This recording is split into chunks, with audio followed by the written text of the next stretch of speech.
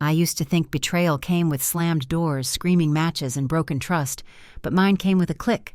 A power cord yanked mid-project, and my screen going black. If you've ever had your work dismissed like clutter, if your dreams ever came second to someone else's comfort, stay with me. This story's for you. Because it didn't begin with rage. It began with silence, smug smiles, and a desk no longer mine. I'm Liora Kendrick. I'm 32. I write code for a living. Clean, sharp, brilliant code. Until recently, I worked remotely from my customized desk in our family home in Boise, Idaho.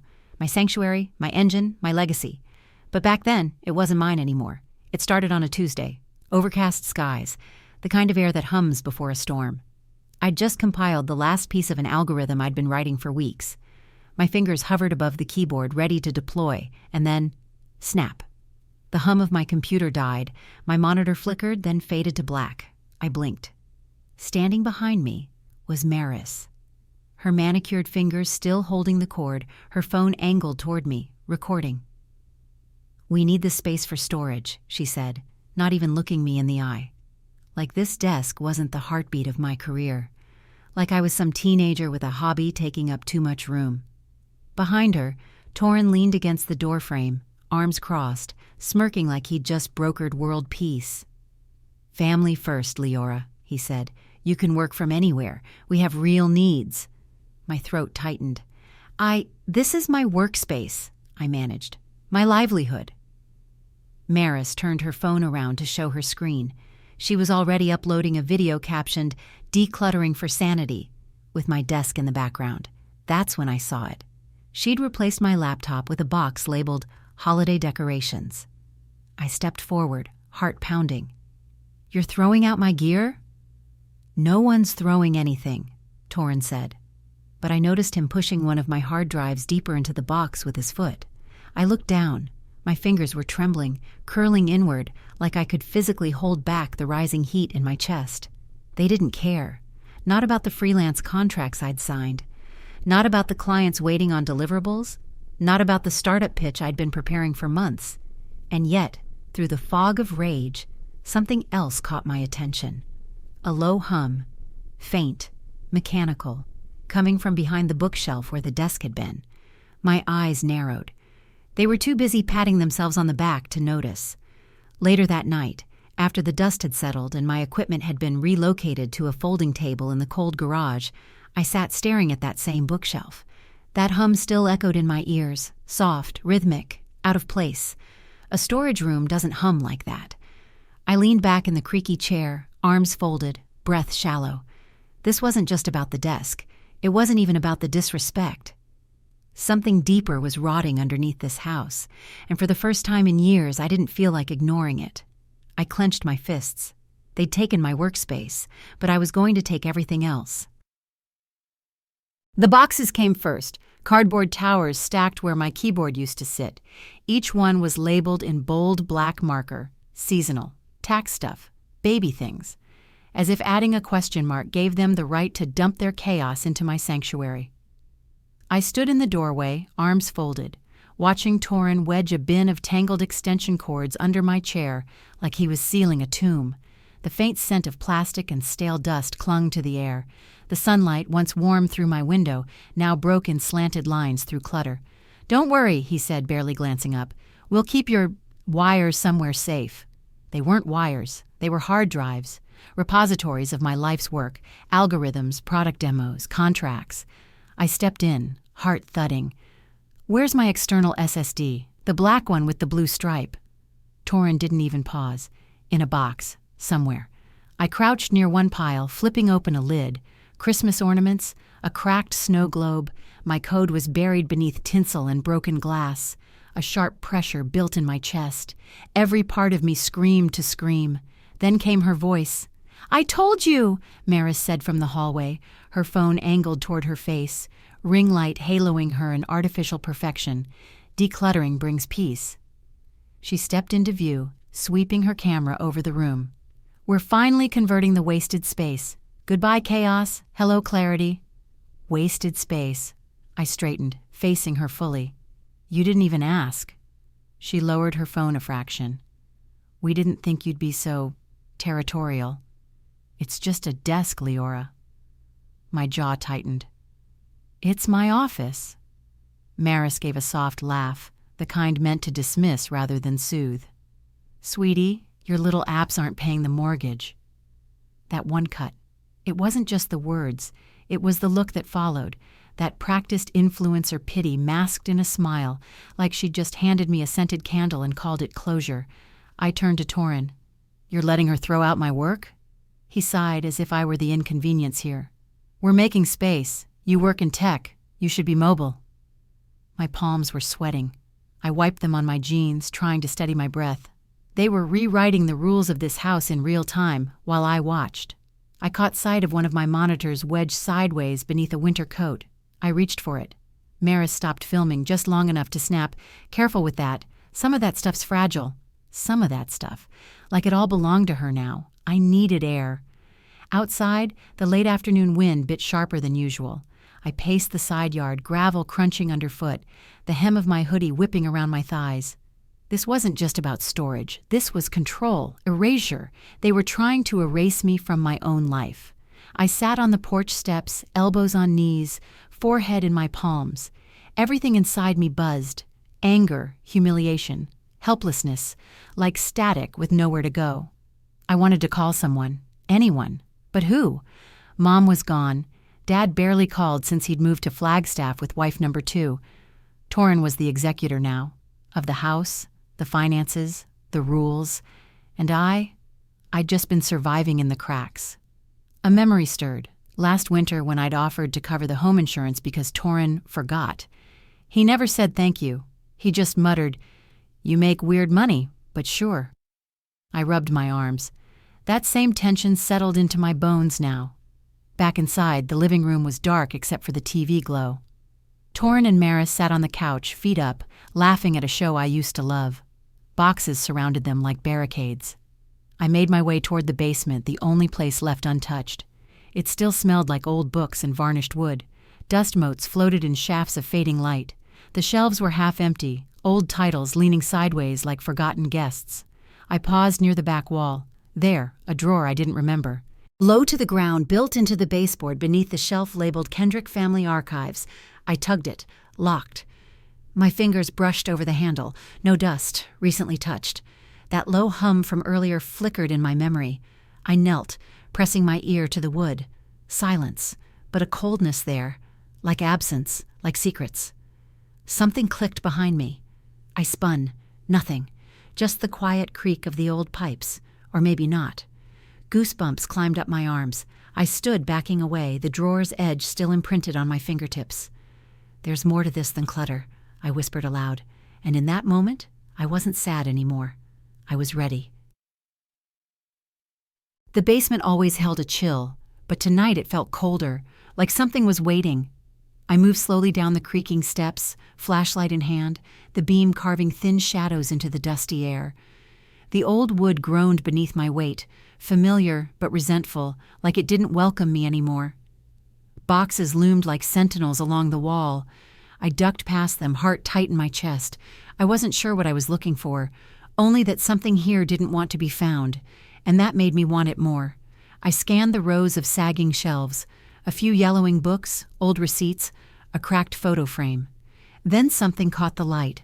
Tucked behind a stack of file folders was a black plastic case, dust-free, centered, too deliberate to be accidental. I pulled it out, breath hitching.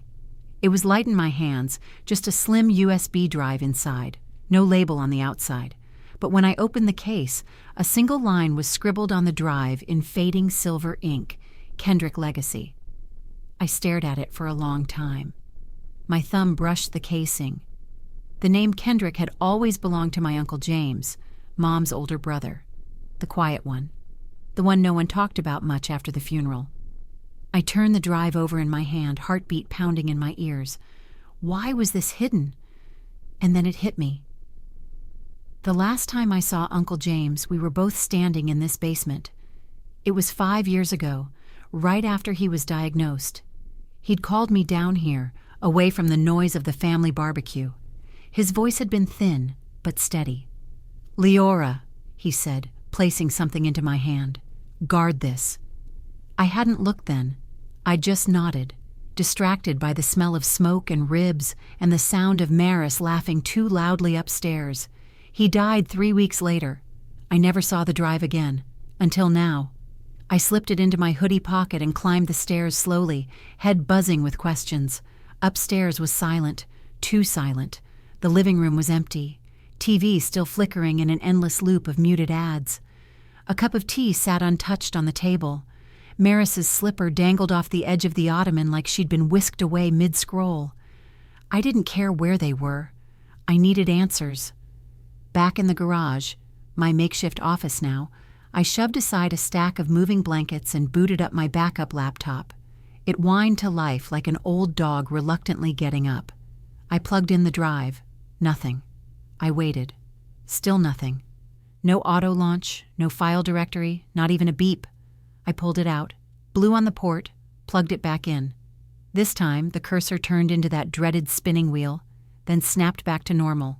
But no files, just a blank drive icon labeled Legacy 01. I clicked. Access denied. No password prompt. Just a cold rejection. I leaned back, exhaling slowly. My hand brushed a coffee mug, cold, 3 days old. But I didn't care. What was on this thing, and why hide it in a basement drawer no one used? My fingers tapped against the table. I hated not knowing. Worse, I hated that it felt intentional. I stared at the drive, then up at the ceiling where the living room sat directly above me. What are they hiding? I barely slept that night. My mind kept cycling.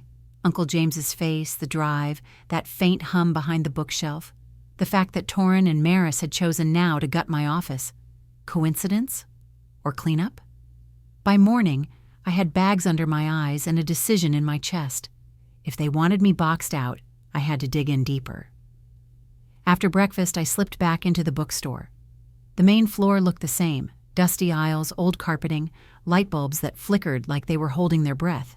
But now, I noticed things, like how the register always opened 2 seconds too late, or how the employee login screen listed an account named JK Override, and none of the current staff used initials. I made my way toward the back room, where they stored clearance books and sentimentals, as Torin called them. The place smelled of old glue and mildew. That drawer was still there, still locked. But this time, I had a flathead screwdriver. The wood cracked slightly as I wedged the drawer open, heart hammering. Inside were receipts, legal pads, old ledgers, and tucked beneath it all, a faded blueprint of the bookstore layout. With one small corner shaded in and labeled, Private Access, JK, Private, I traced my finger over the outline. The shaded room didn't match the current layout. I stepped back, looking at the wall behind the bookshelf. Nothing seemed odd. But I'd learned from coding that the best flaws hide in plain sight.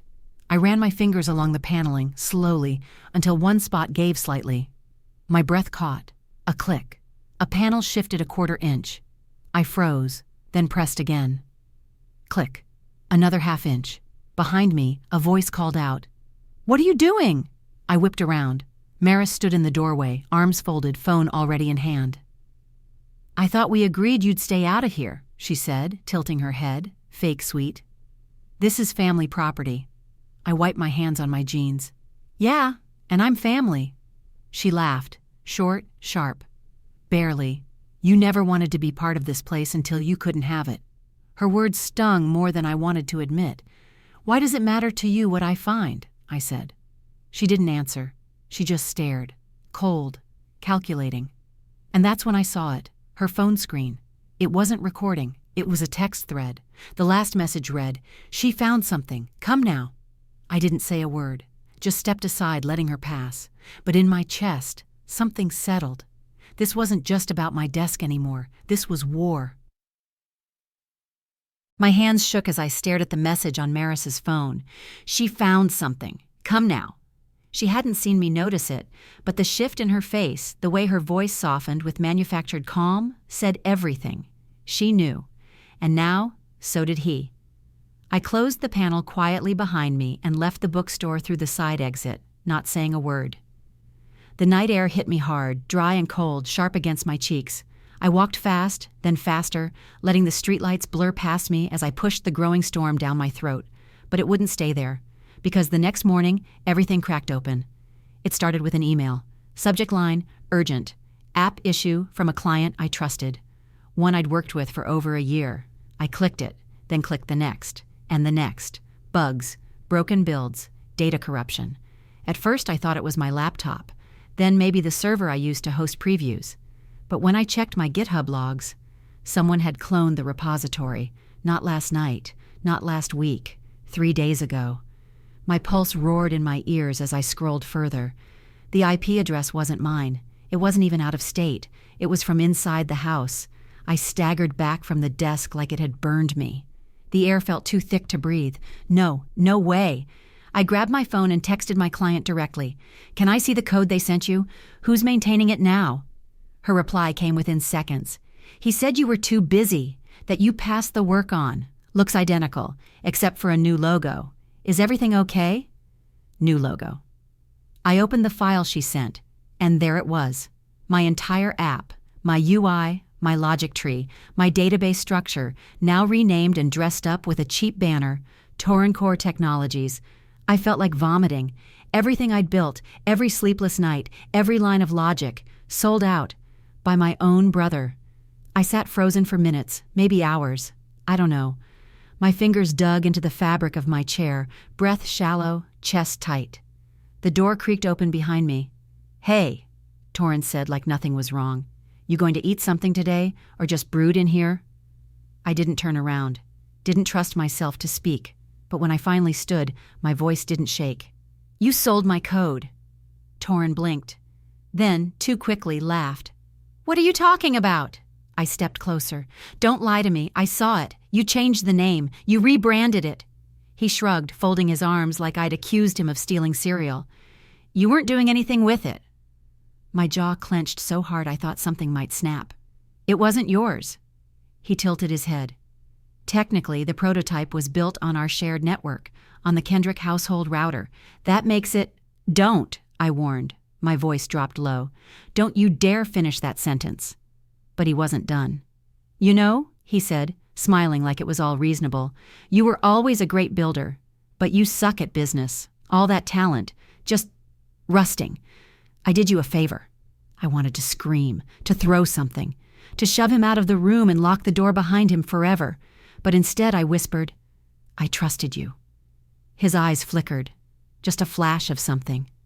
Guilt, or just surprise that I still expected anything more. "You always take things so personally," he said, brushing past me. "It's just business." No, this was war. That night I sat in the corner of a small cafe 2 miles from home.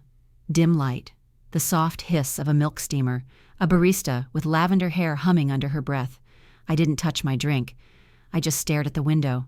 My reflection looked like someone else, someone thinner, harder, someone unraveling.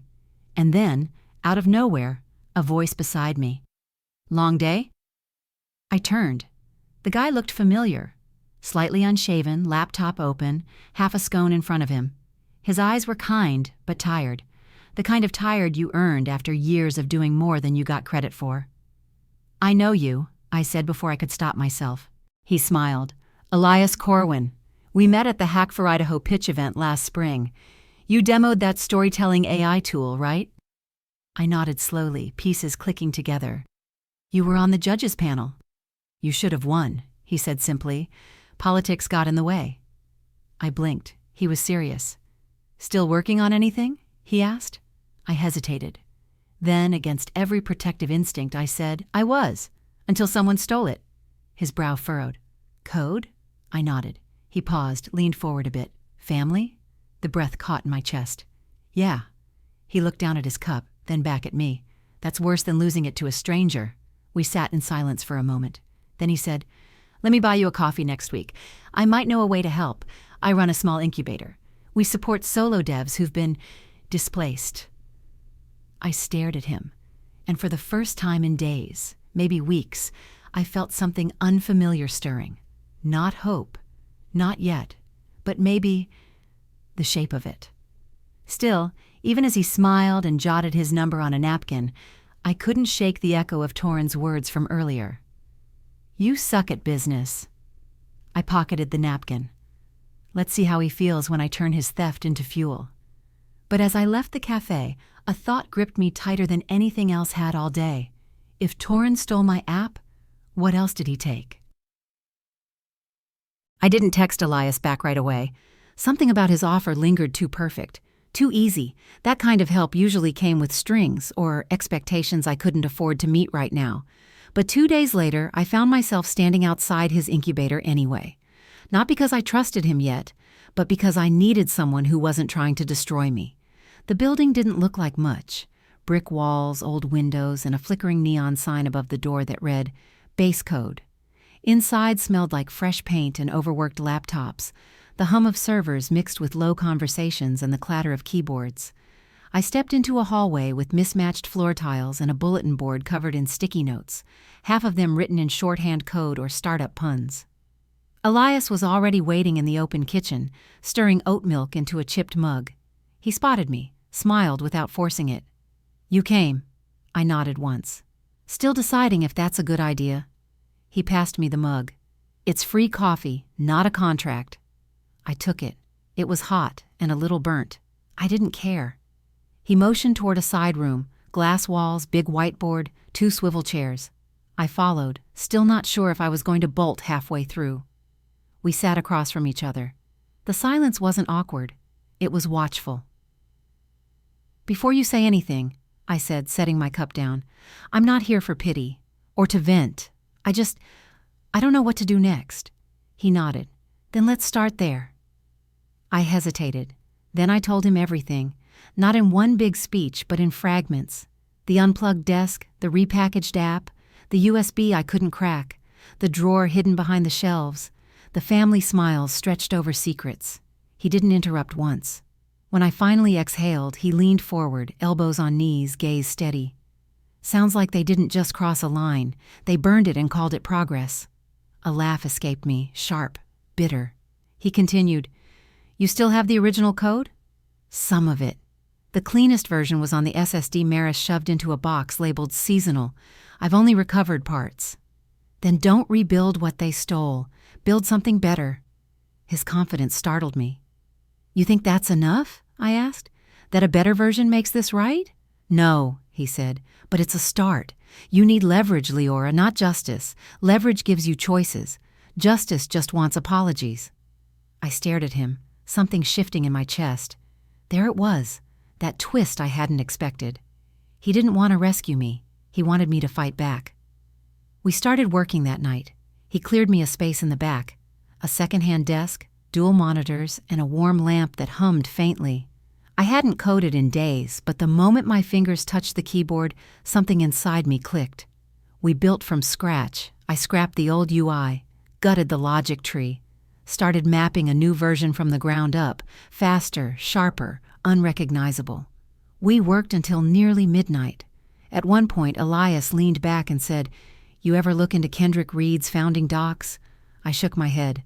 "My uncle ran it. He left Torrin in charge before he passed, or at least that's what they told me." Elias clicked open a file on his tablet. "I did some digging. Public records show your uncle retained majority shares, until 6 months before his death." I frowned. "That's not possible." He turned the screen toward me. "Unless there's a clause, some sort of caveat that reverts shares if certain conditions are met." My mind raced. "Like if profits drop." Exactly. My breath caught.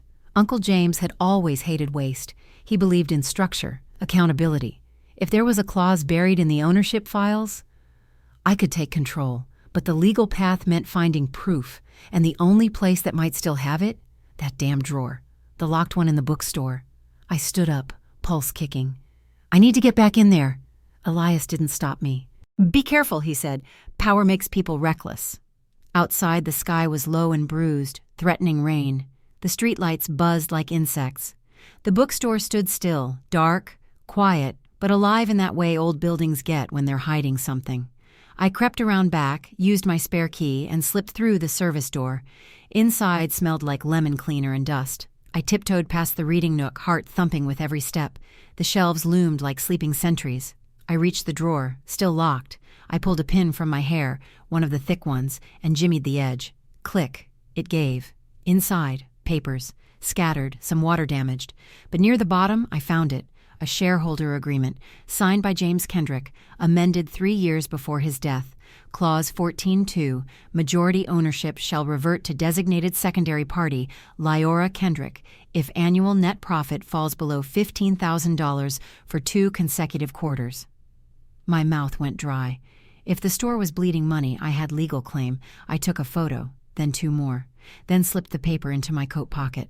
Suddenly, footsteps. I froze. The floor creaked once, twice. I slipped into the supply closet, heart jackhammering. Through the crack in the door, I saw him. Torin. He was muttering to himself, pacing, checking locks. Then he said it. "She can't take this from me. She won't." And just before he walked out, he added, "If she keeps digging, I'll bury her code and burn the rest." I didn't move until the store was silent again. My hands were shaking, but I wasn't scared. I was certain. The store's exit sign hummed overhead as I slipped out into the rain, coat pressed tight against the gust that swept through Main Street. Each drop hit the pavement like a ticking clock, reminding me Torin's threat was already counting down. In my pocket, the shareholder agreement rustled, paper suddenly heavier than steel. I ducked into base code 15 minutes later, shoes squeaking across concrete. The incubator was half lit, servers blinking in rows like distant city lights. Somewhere deeper inside, Elias's keyboard rattled. When he turned, the glow from 2 monitors painted tired circles under his eyes. "I've got something," I whispered, shaking water from my sleeves onto the floor. He closed the distance in 3 strides. I unfolded the document beneath the desk lamp. The ink looked almost bruised in the yellow light. Clause 14.2 glared up at us. My name, majority control, profit threshold. Elias exhaled a low whistle. "Do you know the bookstore's current numbers?" he asked. "Not yet," I said, throat dry. "But Torin's been begging suppliers for extensions. He wouldn't do that if we were in the black." Elias tapped the desk with 2 fingers. Tiny, impatient beats. "Get me the last 4 quarters. If profits fell twice, the store is legally yours." His certainty steadied me. For a breath, the storm inside quieted, long enough for an unexpected memory to surface. Uncle James teaching me chess when I was 10. Plan 3 moves ahead, Liora. Never let the board tell you who you are. I clenched the document, feeling the past nudge the present into alignment. We pulled an all-nighter. Elias traced corporate filings while I scoured Torin's shared drives, finding expense spreadsheets hidden inside innocuous folders named Taxes 2022 and vacation photos. By dawn, we had the numbers. 2 consecutive quarters under 14 grand. The bookstore was hemorrhaging, and the clause had just detonated in my favor. Sunrise crawled through the blinds, stripes of pale gold across the conference table, littered with coffee cups and highlighted printouts. The room felt hushed, like a theater moments before curtains rise. I watched dust float in the first light, chest expanding with something dangerously close to hope. "I can serve notice today," Elias said, voice hoarse. "But Torin's not the type to bow out gracefully." I nodded. "Let him rage. Paper beats ego." Still, confidence isn't armor. When I stepped back into the family house to grab fresh clothes, every doorknob felt colder, every floorboard louder. Maris sat at the kitchen island, scrolling through her phone with talon-tipped nails. She looked up, a smile slicing across her face. "Morning, boss lady." The mockery slid off my rain-damp coat, but my pulse jumped. "Where's Torin?" "Downtown. Lawyer meeting." She cocked her head. "Something about intellectual property protection." A jolt ran through me.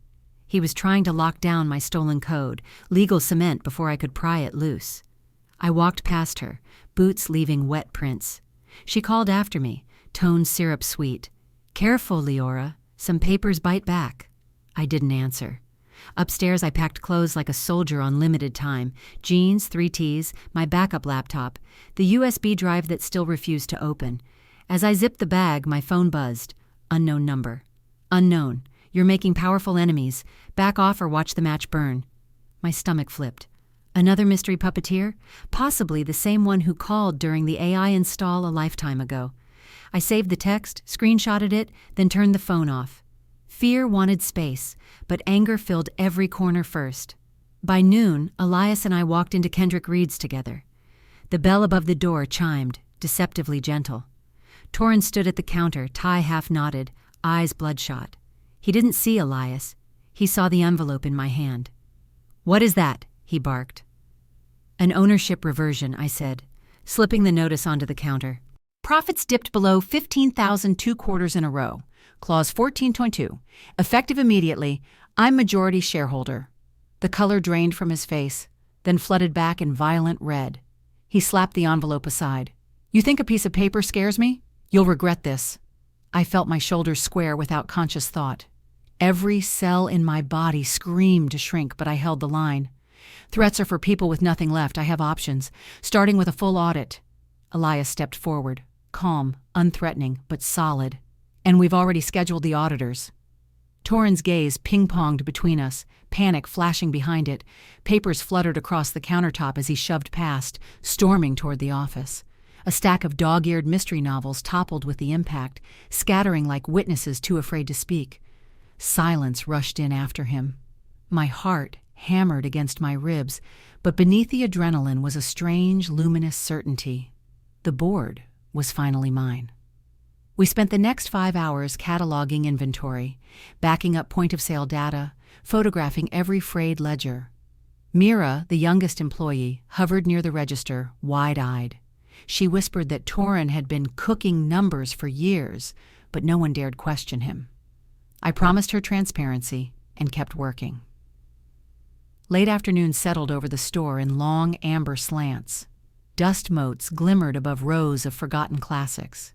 For the first time I saw potential instead of decay. AI-curated recommendations, frictionless e-commerce, real-time inventory. My fingers itched for a stylus. Elias nudged a ledger toward me. "Think you can turn this place around?" I flipped my notebook open, sketches already forming. QR-activated aisles, in-store tablets, a loyalty app tied to author events. "I'm not turning it around," I said. "I'm reinventing it." We drafted a roadmap until the overhead lights flickered to life, buzzing softly. The plan felt electric, like code scrolling fast across a screen, possibilities chaining together. As we packed up, I reached for the door keys, but the front lock clicked from the other side. Torren reappeared, flanked by a man in a charcoal suit, slick hair, eyes like wet stone. Torren's voice was low, almost gleeful. "Liora, meet Victor Crane. He represents the investors who just bought a controlling interest in our app, my app, and he's filed an injunction on the bookstore assets until ownership is clarified." My breath hitched. Every rehearsed move shattered. The ink on my notice wasn't even dry, and he'd countered with outside capital, poison wrapped in velvet legal ribbon. Victor extended a hand I didn't take. "Ms. Kendrick, any transfer of control is frozen until a judge reviews overlapping claims. Enjoy your provisional victory." Torren's smug grin cut deeper than the threat. Behind him, the streetlights flickered on, casting their silhouettes across the threshold, blocking the way out. I tightened my grip on the notebook containing the overhaul plan, pulse thundering in my ears. The game just expanded to pieces I hadn't seen coming, and somewhere the USB drive in my bag felt suddenly heavier, as if reminding me its secrets weren't done reshaping the board. This could be my shot, but only if I survive the next move. They froze my ownership, but not my vision. That night, I stood in the bookstore with the lights off, blueprint in hand, heart beating like an alarm clock ticking toward dawn. The injunction was real. Torren's investors were real, but the clause still existed, and until a court ruled otherwise, I had space to act, even if it was borrowed time. So we got to work. The next morning, Elias rolled into base code with 2 tablets under one arm and a duffel bag slung over his shoulder.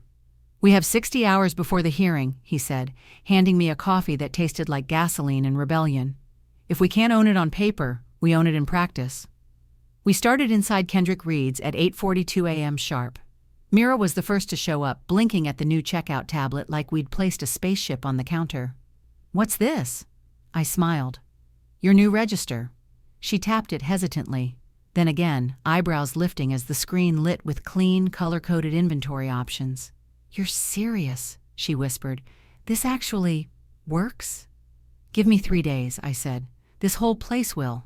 Elias set up the back end while I coded new interface modules at a makeshift desk by the poetry aisle. Dust floated in amber sunbeams. The faint hum of processors replaced the usual dead quiet. For the first time in months, the air felt alive. Customers trickled in, mostly regulars, but enough to see us moving. And then it happened. An old man in corduroy slacks wandered in, holding a torn page. "You still got this one?" he asked Mira. She scanned it on the tablet. "Out of print, but we can source it from a sister store. It'll be here Thursday." He blinked. "You're kidding." "Nope," she said, smiling like she couldn't believe it either. That smile? It did something to me, like the fog finally had an edge. Around noon, a woman approached the counter holding her phone. "Do you guys have that app now?" she asked. "Someone said you were doing book curation or something?" I stepped in. "Soon.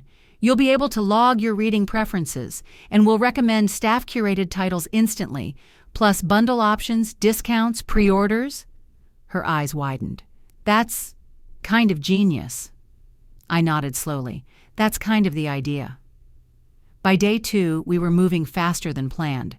We installed 2 more tablets, set up a data scraper to auto-update inventory, programmed smart shelving that blinked when it was time to restock. Elias called it silicon meets paperback. I called it payback. But progress always invites ghosts. Late that afternoon, while testing the Wi-Fi mesh in the upstairs office, my screen flickered. A command prompt opened without warning, then closed. I paused, waited. Then it happened again. "Elias," I said, "we have a visitor." He looked over my shoulder, eyes narrowing. "That's not a system glitch." I ran a trace. The ping came from outside Kendrick Reed's, an IP I'd seen once before, buried in the activity logs from the day my code was stolen. Whoever accessed us now knew what we were building, and they were watching. I yanked the cord and shut the system down, heart pounding. For a second, the bookstore seemed too quiet, like the walls had heard everything and were holding their breath. "We lock it down," I said. "Everything, right now." We worked another 4 hours, installing firewalls and version control tools. I backed up each file 3 times, one in the cloud, one on an external, and one on the encrypted drive I carried in my pocket like a crucifix. Still, unease crawled beneath my ribs. This wasn't just about revenge anymore. We were creating something powerful, and someone out there didn't want us to finish. That night, I returned home to find Torin at the dining table, sipping tea like a man who hadn't tried to legally erase his own sister 3 days earlier. "I heard you've been playing tech goddess downtown," he said, not looking up. I didn't bother responding. I moved to the stairs. "You know, it won't matter," he called after me. "That app, that bookstore, they're both infected with your ego. And people don't buy ego, Liora. They buy certainty." I froze, one hand on the railing. He added, "You never learned how to work with people. That's your blind spot." I turned slowly. Funny, that's the one thing I never had a chance to forget. Our eyes locked. For the first time, I saw what lived under the smugness. Fear, not of failure, of irrelevance. "Go ahead," I said. "Watch us turn dust into something you'll wish you still owned." Upstairs, I checked the USB again, still locked. But something about the breach made me wonder if the two were connected. Was someone waiting for the right moment to strike? Or worse, had they already begun? I didn't sleep. The next morning, we launched a soft beta of the app under a new name, Kindred. Local traffic spiked. Feedback poured in. One message stopped me cold. "Saw your new app. Impressive work. But just know, not everything that glitters is safe. J." The sender was anonymous, but deep down I knew the letter stood for James, my uncle, the man who started it all. Somewhere, that drive held his truth, and the longer it stayed locked, the more dangerous it felt. The bookstore's smart shelf blinked as I passed, a soft green glow pulsing from beneath the Jane Austen display. Everything about Kendrick Reed's looked alive now, tablets humming, checkout kiosks lighting up, customers trickling in with curiosity instead of pity. On the surface, we were thriving, but something below the surface kept scratching at me, That message, "Not everything that glitters is safe," looped through my mind like a background process I couldn't terminate, and the USB still refused to open. Not corrupted, not damaged, just shielded, like it was waiting for a specific key. By noon, I was deep in code, fingers tapping fast when Mira tapped my shoulder. "You got a minute?" she asked, voice quieter than usual. I looked up. Her face was pale, lips pressed into a thin line. She led me to the storage room in the back, past the box of mystery clearance books no one ever touched. She closed the door softly behind us, then reached into her tote bag. "I shouldn't be showing you this," she said, pulling out an old ledger. Its spine cracked as she opened to a folded receipt tucked between 2 pages. She handed it to me. It was a vendor invoice, paper thin, smudged, paid in cash. Date, 2 years ago, but the signature at the bottom, Torin Vera, and beneath it, bulk disposal fees, 6 pallets, fiction, business, travel. I blinked. Disposal? Mira nodded. "We weren't overstocked that month, I remember. In fact, we were short on inventory." "Why would he paid to get rid of them." My stomach twisted. But why would he tank his own stock? Her eyes met mine. Because the store was profitable that quarter. Too profitable. The realization hit me like a flashbang. If Torin had intentionally sabotaged the store, dumping inventory, faking shortages, manipulating expenses, then he'd manufactured the exact dip that triggered Clause 14.2, the clause that handed me control. Except he hadn't wanted control. He wanted someone else out of it, Uncle James. And now, maybe me. I clutched the ledger, feeling its brittle edges bite into my palms. A dull heat spread through my chest, part fury, part clarity. Mira leaned in. "He bribed the last auditor, too, that's what I think. I saw Torin slip him an envelope after the audit.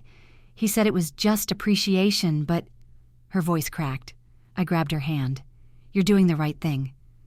"I didn't know what this place could be," she said. "Not until now."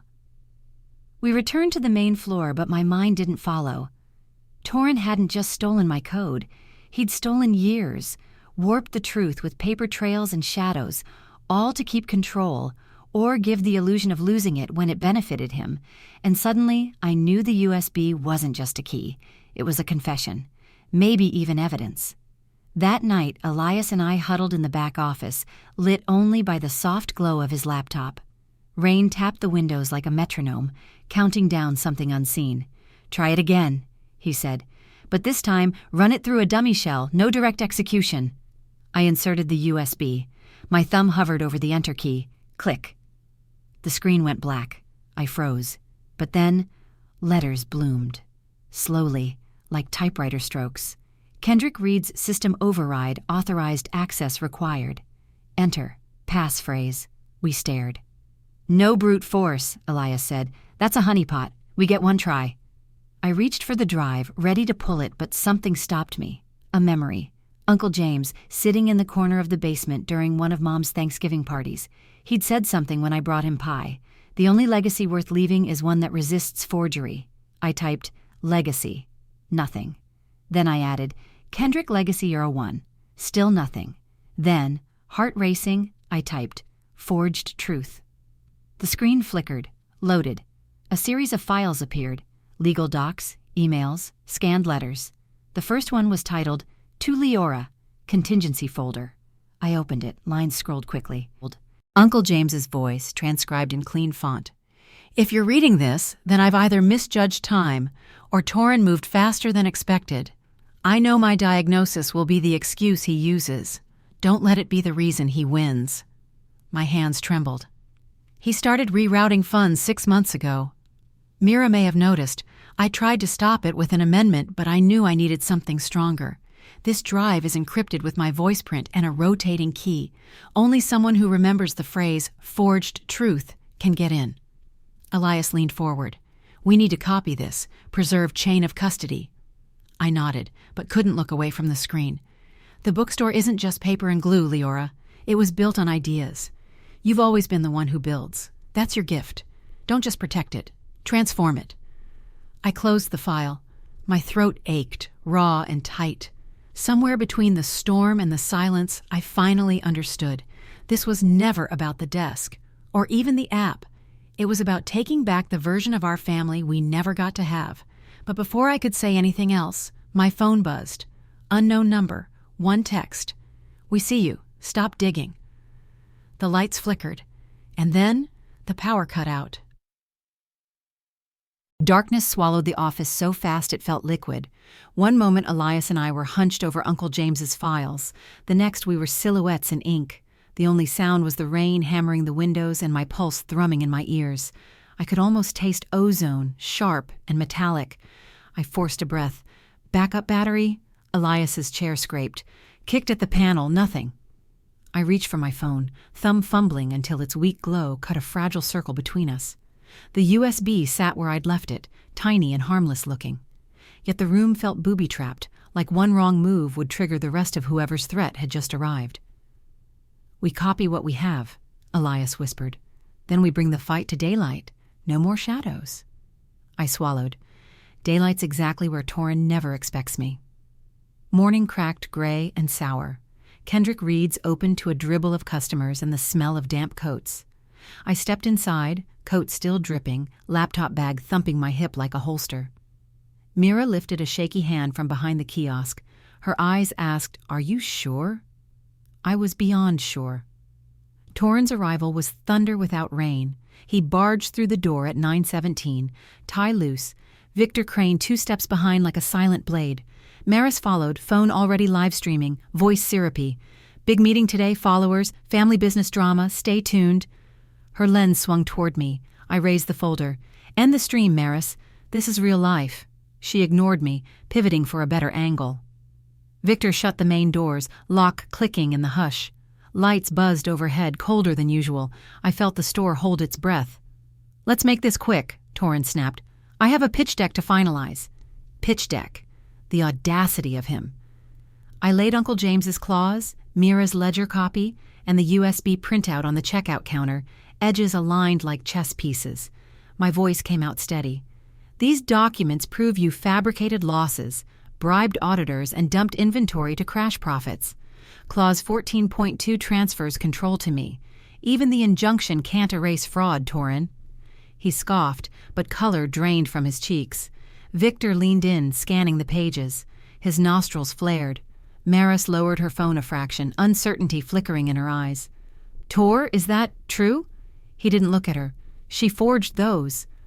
A laugh punched out of me, too loud, a little wild. "Forgery? From the queen of staged minimalism?" I tapped the USB photo. This came straight from Uncle James's encrypted drive, voice print locked since before he died. Elias appeared from the side aisle, tablet in hand, projecting the ledger onto the wall-mounted TV. Numbers glowed 6 feet tall, disposal fees, bribes, negative margins. Customers backed away, murmuring. My brother's jaw ticked. "You're embarrassing yourself." "The data embarrasses you, not me," I said, heart pounding.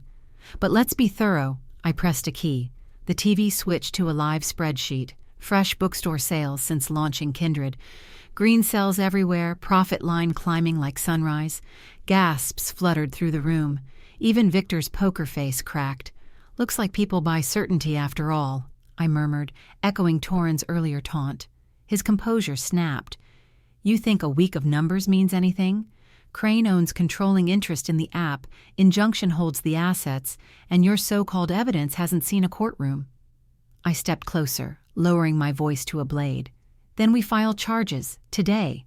Fraud, misuse of fiduciary duty, intellectual property theft.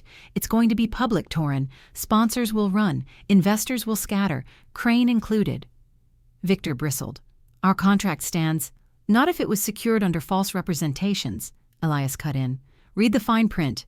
Material misstatement voids the agreement." Silence stretched, thick, electric. I could almost hear Maris's live viewers holding their collective breath. Then Maris did something none of us expected. She ended the stream, slowly lowered the phone onto a nearby stack of thrillers. Her eyes shone with something between fear and revelation. "Torin," she whispered, voice trembling just enough to be heard. "Did you really pay that auditor?" He turned, fury mixing with disbelief, as if her doubt were the greater betrayal. "Don't start.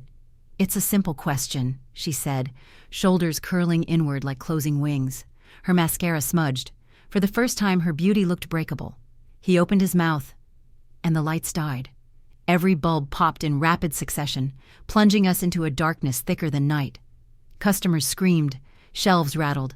The front windows glowed faint blue from the street, but showed only frantic silhouettes. "Power grid's fine," Elias shouted. "This is internal. Breaker sabotage." My phone light found Torrin's outline pivoting toward the staff hallway. He bolted. "Stop him!" I yelled, sprinting after, feet slamming hardwood. The back corridor smelled of damp wiring and old wood polish. Torrin's dress shoes clipped the floor ahead, echoing like gunshots. Just before the breaker closet, he spun, brandishing a crowbar yanked from a mop bucket.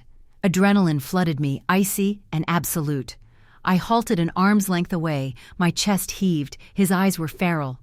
"You ruined everything," he hissed. "Dad should have chosen me. James should have chosen me. You don't deserve—" "Deserve?" My laugh shook. "I earned every line of code, every late night, every risk." He swung the crowbar. I ducked, adrenaline sharpening the world into frames. The bar slammed drywall, spraying plaster dust like ash. My elbow crashed into his ribs. He grunted, stumbled back. Behind me, footsteps. Elias and Victor struggling in the flicker of phone lights. Victor yelled something legal-sounding, but Torrin twisted toward the breaker, crowbar jabbing. Sparks erupted. The smell of burnt plastic filled the corridor. Circuits crackled, brief lightning illuminating Torrin's face, a mask of rage and desperation. Alarms kicked in, sharp siren chirps from the smart shelves, backup battery surge lighting low emergency strips along the floor. Red strobes flashed like heartbeat signals. Customers pushed toward exits, voices overlapping in panic and awe. Torrin lunged again, but the crowbar slipped from sweat-slick fingers. It clanged against tile. He stumbled, almost falling. I stepped between him and the breakers. "You can't black out the truth, Torrin. Not anymore." For a flicker, I saw the brother I once believed in, lost, cornered, terrified of a world where talent outranked entitlement. He backed away, hands shaking. "I'll bury you in lawsuits." Elias's voice rose behind me, "and we'll bury you in discovery." Maris appeared at the corridor entrance, filming again. But her tears were real now, mascara rivulets glistening in strobe light. "Tor, please, stop." He looked at her like she was another enemy. Then he bolted down the emergency-lit hallway, pushing past boxes toward the rear exit. I let him go. The worst prison would be the truth tailing him into every boardroom, every inbox, every mirror. When the fire department cleared the building as safe, we gathered by the front windows. Rain had stopped. The street shimmered under street lamps like a soaked stage after the final bow.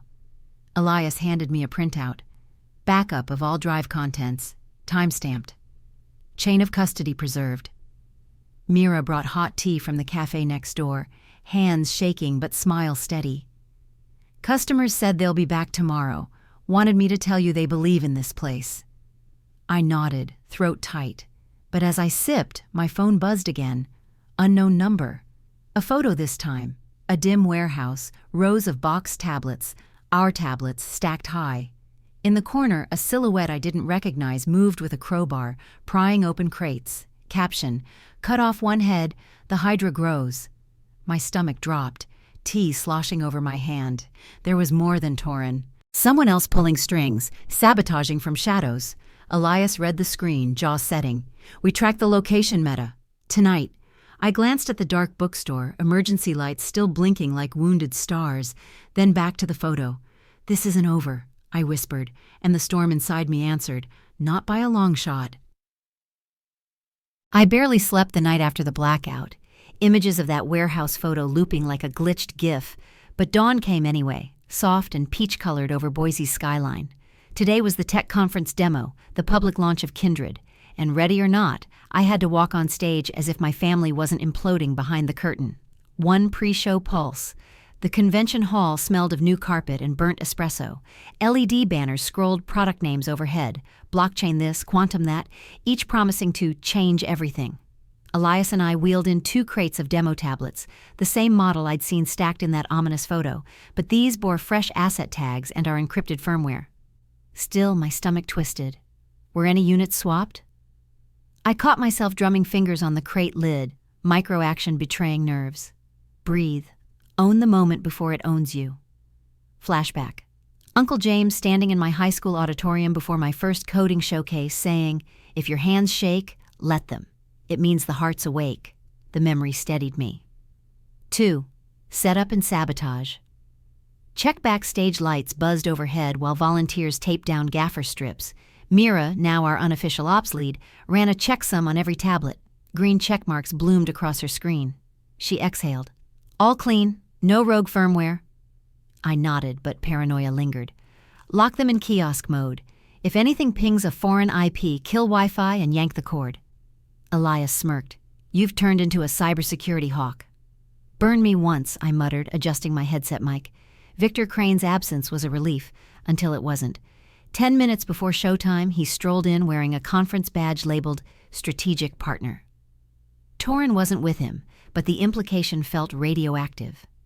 Crane flashed a thin smile, whispering as he passed, "Remember the injunction. One misstep and the booth belongs to us." I clenched my jaw so tight a tendon popped. Not today. 3. The demo house lights dimmed. A hush rippled across the 400-seat theater. The MC introduced a revolutionary bridge between tactile nostalgia and digital convenience. My cue. Spotlight heat hit my cheeks as applause scattered like distant rain. I walked center stage, every step a silent mantra. Build, transform, protect. "Imagine," I began, voice amplified yet intimate, walking into your favorite bookstore and having the shelves speak your language. I tapped the demo tablet. The main screen mirrored onto a 20-foot LED wall. UI crisp and inviting. Kindred learns your reading heartbeat, author by author, mood by mood, and stitches an experience that feels handwritten. Rows of faces leaned forward. I scrolled, showing real-time inventory, one-tap pre-order links, community reviews. Then I snapped the tablet into a docking stand. Shelves behind the booth lit up, LED strips guiding viewers to the exact books in stock. A gasp fluttered through the hall. Tech magic married to paper smell. Heartbeat spike, fingers steady. "Kindred isn't just an app," I said. "It's a revival." Applause swelled, thick, genuine. For a microsecond, I saw Uncle James in the crowd nodding, but it was only the spotlight catching dust. 4. Victory metrics. Backstage again, Elias thrust his phone under my nose. "Look." Screenshots of Twitter mentions, local news live blogs, a spike on Google Trends. One tweet read, "Tech that respects bookstores, take my money." Mira burst in. 70 downloads in the first 10 minutes and the booth lines wrapping the hall. A rare laugh escaped me. Light, disbelieving. Digital victory, just like the outline I'd sketched weeks ago. Yet triumph tasted mixed, sweet with validation, salty with unfinished business. 5. The high conflict twist. An hour later, as I signed a potential partnership memo, Crane returned, flanked by 2 suited executives bearing the logo of Mercury Nexus, a behemoth e-commerce firm. Their rep, Ms. Halverson, spoke with velvet efficiency. "We're prepared to acquire Kindred outright. 8 figures, immediate payout. Thunder behind silk." Elias's eyes widened, Mira's breath hitched, my pulse drummed, but another rhythm undercut it. Crane's smirk. "A trap or salvation?" Halverson slid a term sheet across the table. I scanned bullet points. Generous valuation but hidden clause, post-acquisition restructuring, asset absorption, optional shutdown of brick-and-mortar pilots subject to corporate priorities. Translation? They'd strip the code, then kill the soul. My gut hissed. "No." Crane leaned in, voice low. "Torin can't stop this. Take the windfall, skip the courtroom circus. Everyone wins." I met his gaze. "Everyone but the readers and the employees and... principals don't pay legal fees," he cut in. The room felt 5 degrees colder. My fingers tamped the page edge hard enough to leave a crease. Micro-action, refusal forming. I slid the sheet back. "We're not for sale." Silence, thick, incredulous. Halverson's smile thinned.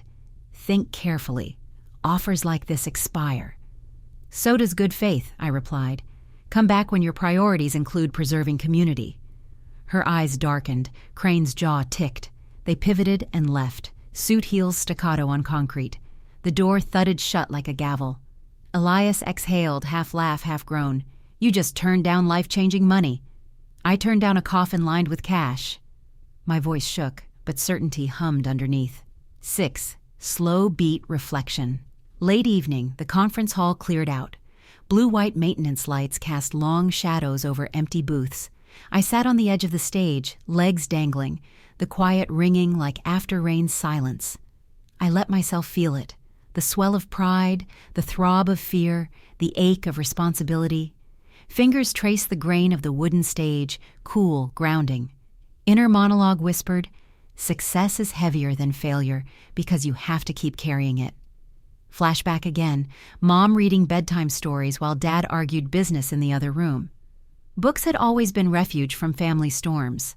Now I was forging refuge for others, full circle, but sharper. 7. Unresolved mystery escalates. Phone buzzed. Mira. "You need to see the warehouse. Address is in your text. I traced the photo metadata. It's local." Adrenaline surged. "Security?" "Already on call, but you'll want eyes first." I grabbed my coat, adrenaline curdling fatigue into focus. Elias insisted on driving. Rain hammered the windshield, wipers squeaking like anxious heartbeats. We arrived at an industrial park, low, silent buildings under flickering sodium lights. Padlock on Unit 17 hung broken metal shard glinting. The air smelled of wet plywood and diesel. Inside, rows of crates stretched like a maze. Flashlights swept, broken tablet casings, smashed screens, Kindred logos spray-painted over with crude red X. My stomach lurched. Near the back, a scorch mark marred the concrete, charred circuits scattered like dead insects. Someone had tried to torch the evidence but fled too soon, and pinned to a support beam, a single sheet of paper flapped in the draft. 3 words in thick marker. "Still your move." Elias photographed everything. My hands, meanwhile, curled into fists, physicalized rage but also resolve. "Whoever this is," he muttered, "they're escalating." I nodded, heartbeat a war drum. Then so do we. 8. Ending hook. Part 11. Back in the truck, rain had eased to a drizzle, streetlights smearing the windshield with gold streaks. I opened the glove compartment, pulled out Uncle James's encrypted drive, thumb brushing its edge. "The past gave us leverage," I said. "Now we use it." Elias glanced over. "Meaning? We go public. Full disclosure. Fraud, sabotage, everything on that drive. Let the court of opinion rule while the legal court lags." He hesitated, then nodded. "That'll paint a bullseye on your back." "It's already there." Streetlight reflected in his eyes, a flash of admiration and fear. He put the truck in gear. As we rolled into their night, a notification pinged on my phone.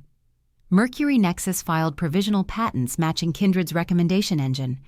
Timestamped 2 hours ago, just after my refusal. They were already stealing in daylight. I stared at the glowing screen until it blurred, a single vow forming in my chest. No one writes my story but me. The sun rose gray and indifferent over Kendrick Reeds, casting long, colorless shadows across the windows. Inside, it was quiet, too quiet. Shelves stood undisturbed, Kindred kiosks dim in sleep mode. I stood in the center of it all, the encrypted USB drive warm in my palm like a live coal. This was the day we'd decided to go public. Not just about Kindred, about everything. Elias sat across from me in the reading nook, prepping our digital release. Articles, screenshots, copies of financial statements. Uncle James's files had revealed more than even I expected. Embezzlement, backdoor transfers, staged write-offs, each tied to the same name over and over again. Torin. But something still didn't sit right. Too many missing links. Too many things Mira never said out loud. That's when she walked in. She wasn't holding her usual tablet or her latte, just a manila folder and a look that told me whatever she was about to say would change everything. "I need to tell you something," she said quietly. I motioned for her to sit. She didn't. Instead, she opened the folder and placed it on the table. Inside, a letter, handwritten. My breath caught. It was addressed to her, from Uncle James. "Mira, if anything happens, don't let Torin near the legacy drive. He's already tried. You're the only one I trust to keep Liora from giving up when the time comes. She'll think this all began with the desk, but it began long before." "Jay." I looked up. Why didn't you show me this before?" I didn't know what it meant. I thought he was paranoid, until I saw the ledger and then the sabotage. She hesitated. "But there's more." She pulled out another sheet. A scanned transaction history, familiar accounts, but one I hadn't seen before, offshore, masked. "What is this?" She bit her lip. "It's the account Torin used to fund his startup, but it didn't originate from bookstore money." I stared at her. "It came from Kendrick Reed's retirement trust." I felt the floor tilt under me. "That trust was meant for the employees," I said. Mira nodded. "James left it there as a safety net. Torin liquidated it 2 months before James died." Silence sat heavy between us. I looked over at Elias, who slowly lowered his phone. "We need to go public today," he said. "With everything." I nodded. "No more waiting." The video went live at 3:17 p.m., a simple split-screen format, my voice narrating as documents scrolled, James's final letter, financial breakdowns, the fake inventory orders, the patent theft, names redacted in legal safe portions, but everyone watching knew exactly who the villain was. By 4, it had 5,000 views, but it wasn't until 5:32 that my phone rang. "Blocked number," I answered, heart already braced. "You want to ruin me?" Torin's voice rasped. "Fine, let's go nuclear." The line clicked dead. I looked at Elias. "We have to lock everything down." He didn't hesitate. He moved fast. Remote wipes, admin locks, 2-factor everywhere. Mira followed, triple securing the servers. But the text came anyway, this time not from Torin. A burner. It was a link. No message. I clicked. A live stream. Torin, standing in front of the downtown courthouse, hands raised, cameras flashing. "I'll tell my story," he said into the mic. "But first you should all know, my sister didn't build Kindred alone." He paused, letting the crowd murmur. "She stole part of it." My chest tightened. "What?" "She accessed legacy files built by our uncle and repurposed them without approval. I have metadata, timestamps, and records. She used internal frameworks not licensed for distribution." Elias swore. "He's twisting the truth." I gritted my teeth. "He's preparing a counterattack." "Worse," Mira said. "He's baiting the public, making it seem like it's a family war over ideas." "Which means it'll work," Elias muttered. We regrouped at base code that night. The team was rattled. Investors were texting. Press inquiries flooded my inbox. Half the online comments were calling Torin a criminal. The other half, sympathetic, confused, divided. He was shifting the narrative, poisoning the truth before it could finish rooting. "I need to respond," I said, pacing. "But not with another post." Elias leaned forward. "Then how?" I reached into my coat pocket. The USB. "It's time we release the full drive." He hesitated. "Even the personal files?" I nodded. "Especially those. Let them see who he really is. Let them hear James in his own words." Mira spoke gently. "Once it's out there, there's no undoing it." "I know." We spent the next 2 hours prepping the upload, scanning each file, encrypting only what could risk employee safety. Elias curated a timeline. Mira added visual annotations, and I recorded a final voiceover. No script, just me. "I didn't want this," I said. "I wanted a quiet desk, a clean app, and a place to build something honest. But my brother made this a war." I paused. "And I'm not backing down." We launched it and waited. At 11:46 p.m., the views spiked. By 12:04 a.m., the comment sections turned. Screenshots of Torin's email blackmail, his fake audits, photos of the warehouse sabotage leaked from an anonymous user. Maybe someone inside Mercury Nexus. One comment stood out. "She didn't just survive the fire, she rebuilt the house." I turned to Elias, eyes wide. "We might actually win." He smiled, but it didn't reach his eyes. "Then you should see this," he said, turning his laptop toward me. A new message had just been posted to a dark web tech forum. "If you think she's finished the story, wait until you meet the one James really protected." I frowned. What does that mean? But I already knew. There was someone else. A name James hadn't said. A partner, a beneficiary, a secret heir. The past wasn't done unraveling, and the final thread was pulling tight. It was barely dawn. Kendrick Reed still smelled like old paper and lavender oil, that familiar mix that had comforted me since childhood. I opened the door slowly, bracing for anything. But it wasn't Torin. It was the woman from the dark web forum, the one who claimed to be the person James had protected. She stepped inside, silhouetted by the rising sun, her coat dripping from the fog. "My name's Celia," she said, "and I'm the reason your uncle died." The words hit like a slap. She moved to the table and pulled out a battered leather binder. Inside were sketches, technical blueprints, diagrams I recognized instantly. They were Kindred's foundations, years ahead of our launch. "I worked with James," she explained, voice steady. "We developed the original framework together, but when Mercury Nexus got wind of it, they wanted to buy us out. James refused. Torin didn't." I swallowed hard, my fingers tightening on the edge of the chair. "You were the leak," I said. She flinched. "I was young and scared. I didn't mean for it to go that far, but Torin found out I helped design the encryption module. He threatened to expose me unless I vanished." She pushed forward a flash drive. "This is the uncut truth, everything from James's private server. It proves who really invented what. You'll find audio files, emails, time-stamped code." I stared at it, then at her. "Why now?"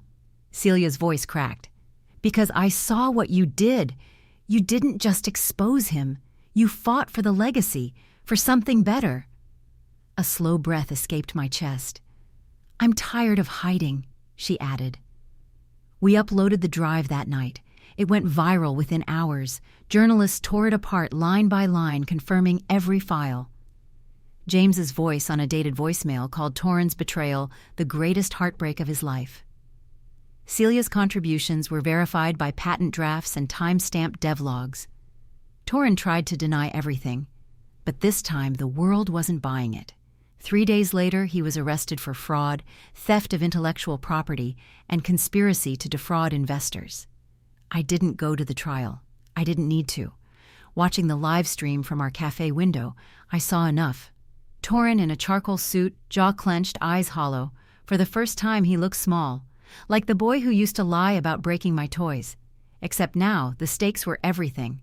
The judge revoked bail. Kindred's name was cleared. Our app reinstated. Investors returned. The bookstore's foot traffic tripled. But none of that compared to what happened next. That Sunday, I hosted our first community event since James died. Kids filled the aisles. Grandparents browsed vinyls and donated novels. Mira ran a workshop upstairs while Elias helped Celia rejoin the dev team. And me? I stood behind James's old desk, our desk now, and I read a letter. One he'd written but never mailed. Liora. "You were always the one who asked the hard questions, the one who stayed behind when everyone else ran. Whatever happens, don't forget, our family didn't break. It changed. And sometimes, change hurts before it heals. But you were the glue I never deserved." I folded the letter, hands trembling. I wasn't angry anymore. I was ready. So, what did I learn? That truth, real truth, isn't clean. It's messy and painful, and sometimes it shatters people. But it also builds something stronger from the ruins. And family? It's not blood. It's whoever stands with you when everything falls apart, and stays when the dust clears. Kindred is still standing. And so am I. Thank you for listening to my story. If this journey moved you, don't forget to like, comment, and subscribe. Share this with someone who needs a reminder that even in betrayal, there can be clarity. And even in endings, there's a chance to begin again. And if you want more stories like this, stick around. I've got more to tell.